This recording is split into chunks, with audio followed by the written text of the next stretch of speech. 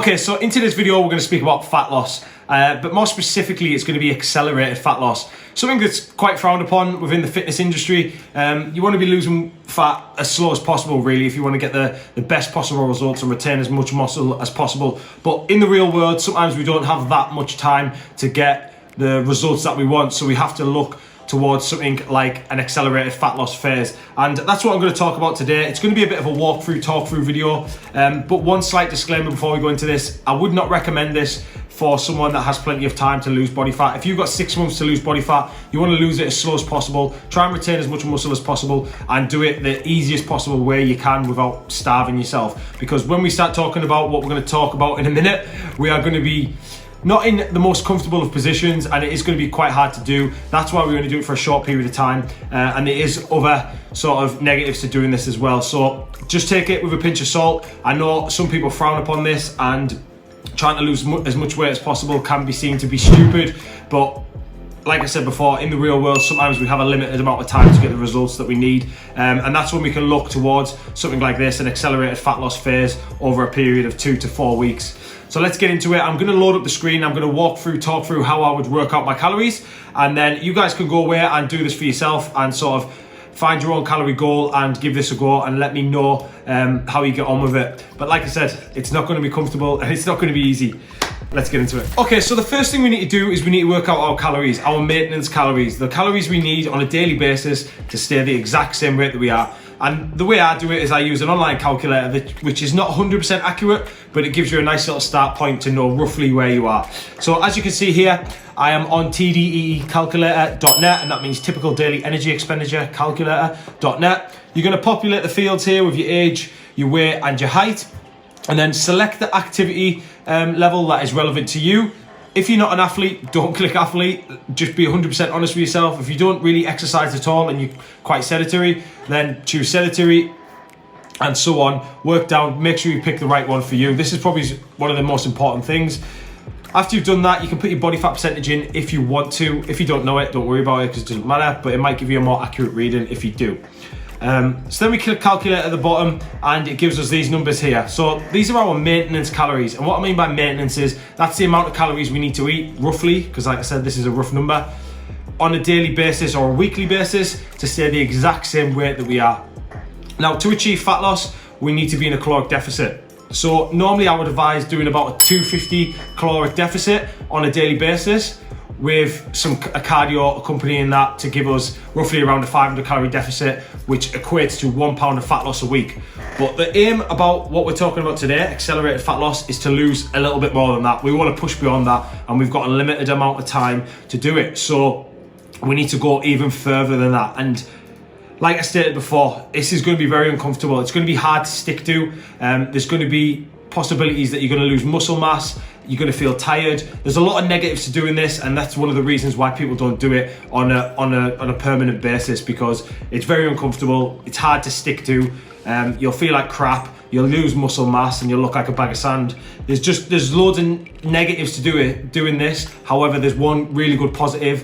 It gets maximum fat loss results in a short period of time, and if you can withdraw it for that short period of time, you can get really good results, and there's a real good chance that you're not going to lose that much muscle when you're doing it over just a short period of time. So like I said before, we're going to drop that even further. So instead of doing a 250 caloric deficit from that 2961, we're going to take 500 off that. So we're going to take 500 off the 2961, which will give us 2461. Now, that's only a 500 calorie deficit, and a 500 calorie deficit every single day over a week is going to give us 1 pound of fat loss. So to improve that a little bit more, put us in more of a deficit, we're going to use a bit of cardio. So if we do 250 calories of cardio every day, no matter what cardio it is, it could be swimming, walking, running, any cardio that you prefer to do, that's going to give us 750 caloric deficit on a daily basis. That's going to give us £1.5 pounds. However long you're doing your accelerated fat loss phase for, the first half of it, you're going to do this 750 protocol that I've just explained there. So 500 calories off your food with 250 calories on your cardio-based activity, whatever it is.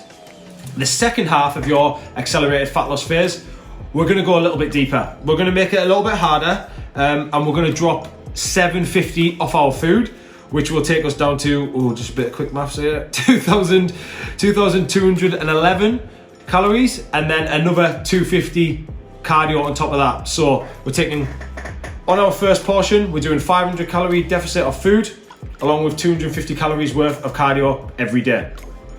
The second half of the accelerated fat loss phase, we're going to go 750 off our food, accompanied with 250 calories of cardio, whatever that cardio may be. Now that's going to put us in 1,000 calorie deficit, which is fucking stupid, I'll be honest with you right now. Very, very stupid, and you're not going to be able to retain it over a long period of time. This is going to be for probably 1 to 2 weeks, guys. You don't want to be doing this protocol probably any longer than a month total. So the first phase and the second phase, you do not want to be doing it probably any longer than a month. You probably won't be able to, for one, because you'll cave, I guarantee it. And secondly, it's just going to cause more problems than it's worth when you start pushing beyond that. So this is a very short period of time. When you start getting to that last phase, you're going to be hungry, you're going to be tired. This is when we're going to start probably losing a little bit of muscle and performance in the gym. But like I said, if you're trying to lose body fat as quick as possible, this is going to be the way to do it. I would not advise dropping 1,000 calories worth of food. If you can do 750 of food and then add the cardio to buffer that up to the 1,000, and that's probably ideal. If you want to do 500 calories of cardio and 500 calories of food deficit, then that's good as well. But 500 calories of cardio is quite a lot. It's going to probably be about half an hour's worth of cardio every single day or more, depending on what sort of cardio you're doing. So you need to be sort of cognitive about how you're going to drop the calories and how you're going to use cardio to accompany that, to get that deficit.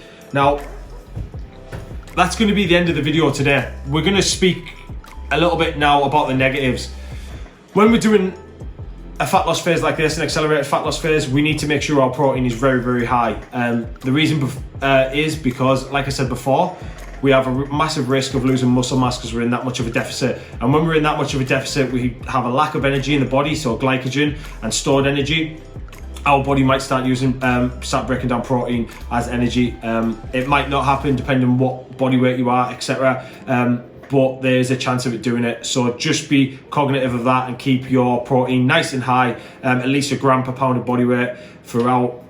What I would advise now is to go away, if you are thinking about doing something like this, work out your calories like I've done on the screen there, and take the 500 off that I did initially, and then start doing 250 calories worth of cardio every single day, and see how long you can stick with that bit for the first initial phase. If you can't stick with the first initial phase for more than a week, then don't try and push on to the next one, because it's just going to be even a little bit harder. So guys, I'm just going to jump in here a little bit because I started to waffle a bit of crap. I just want to say thanks very much for watching the video. If you did enjoy this content where I'm just sitting down and talking about how you can do things in terms of nutrition, then please let me know in the comment sections down below.